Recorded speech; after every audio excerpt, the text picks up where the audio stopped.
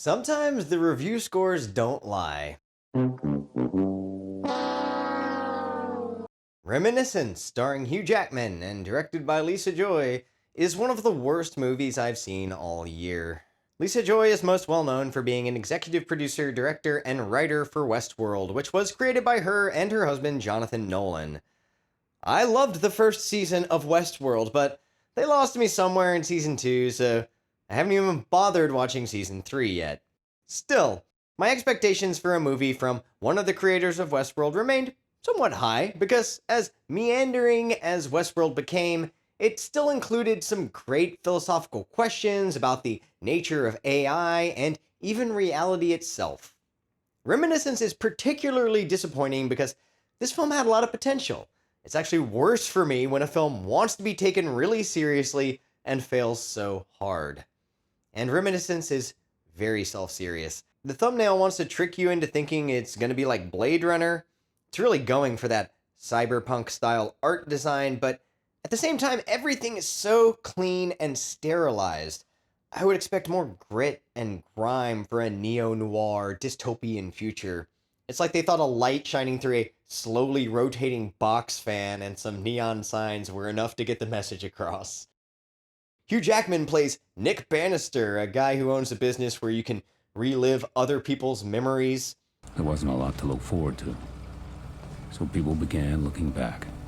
He himself is addicted to reliving any memory involving a singer played by Rebecca Ferguson named May, who he is in love with. Although she's been missing a long time and he's been trying to find her. It's a film noir love story set in a futuristic world where sea levels have risen because every science fiction movie is now mandated to include a climate change message. There's also social commentary about class struggle in this future society where the poor are literally sinking and the land barons stay afloat. Rather than having this commentary infused into the story, the narration bluntly tells the audience how to feel. They say the only ones to survive the Titanic were the rich and the rats. The barons of both. The setup reminds me of another box office bomb, 1995's Strange Days, directed by Catherine Bigelow and written by James Cameron. Strange Days has the bones of a classic film noir murder mystery, but is set in a futuristic dystopia and involves virtual reality. Like in Reminiscence, the characters can relive other people's past experiences. In Strange Days, they wear conventional VR headsets that they load discs into, while in Reminiscence, Hugh Jackman climbs into a sensory deprivation tank straight out of Minority Report or The Matrix. Strange Days may not have done well at the time it was released. It cost $42 million and only recouped $8 at the box office, but it's worth checking out. Certainly a better movie than Reminiscence, which feels like a diet Christopher Nolan movie. The film loosely equates its themes about memory with time travel, but it doesn't present any larger philosophical questions. The character of Nick Bannister is driven by his obsession, and it's difficult to see why I'm supposed to sympathize with this protagonist, because he comes across like some kind of memory stalker. Familiar faces from Westworld show up, such as Tandy Newton as Jackman's sidekick Watts, and Angela Sarafian as a background character. Tandy Newton and Hugh Jackman do what they can, but the writing is so bad it doesn't matter how much they give to their roles. So much of the film is narrated by Hugh Jackman in this really bored voice, which makes me think of the theatrical version of Blade Runner, and most Blade Runner fans agree this is not a comparison you want to invite. They don't advertise for killers in a newspaper. I understand the word reminiscence is defined as a story told about a past event remembered by the narrator, but does that mean so much of the movie has to be narrated to us? The sound of Hugh Jackman's voice in this film just makes me want to take a nap. I have at least 2 friends that told me they tried to watch this movie but fell asleep, and I totally see why. I'm going to go ahead and spoil this movie for you. I don't recommend wasting your time with it for any reason. The only shootout scene in the film is terrible. One of the most pathetic action scenes I can think of from a recent movie. The slow motion is laughable. Someone shoots the jukebox and it starts playing Tainted Love. It's just such a lame action scene. No one seems to have very good cover, and no important characters are significantly wounded. It seems like this scene was only included in this love story movie to meet some kind of action quota. Like, you have to have an action scene because it's a big Hollywood movie. It's just so dumb. So many stupid scenes. Like the scene where Hugh Jackman is about to take a bullet, but the writer needs a way for him to make it out alive, so the guy who's about to shoot him knows that Hugh Jackman is a war veteran and decides to let him go. Everything about this movie feels so contrived. Scenes that happen because the movie needs them to. None of it plays out naturally. It's all so forced. The biggest kind of plot twist in this movie is the one where you'll watch a scene playing out, unsure of when it occurs in the timeline, and then you realize Hugh Jackman is playing in his deprivation tank again. He's obsessing over a desperate woman from his past who had a lot of secrets. It just makes me think of this movie as a bad mashup of Vertigo, Blade Runner, Strange Days, Minority Report, Inception, any movie with Humphrey Bogart, and Waterworld, because it was also a box office bomb about rising sea levels. So eventually, Hugh Jackman discovers that May is a femme fatale character, that she kidnapped a child, and now he's trying to find out why.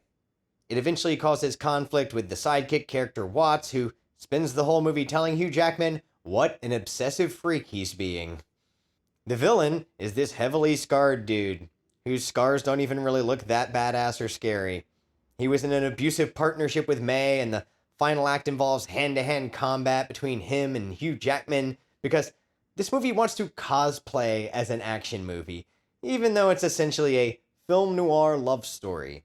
The two fight in a flooded room, and Hugh Jackman attacks the villain with a piano, resulting in some atmospheric underwater camera work that actually looks pretty good. So I have at least one nice thing to say about Reminiscence. Of course, it's not long before there's more unnecessary narration. Their rage against the Barons had been pent up too long. Hugh Jackman saves the dude so he can get access to his memories, where he discovers that May died a long time ago by her own hands.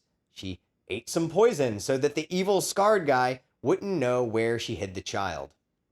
So her kidnapping of a child was for a good cause, and she died a hero. In one of the final scenes, Hugh Jackman is reliving the memory of evil scarred guy while he kisses May. Jackman's Nick Bannister character stands in the exact spot where evil scarred guy is standing so that he can relive the memory of kissing May. Then May says, "I love you, Nick." And evil scar guy gets mad, so she takes the poison.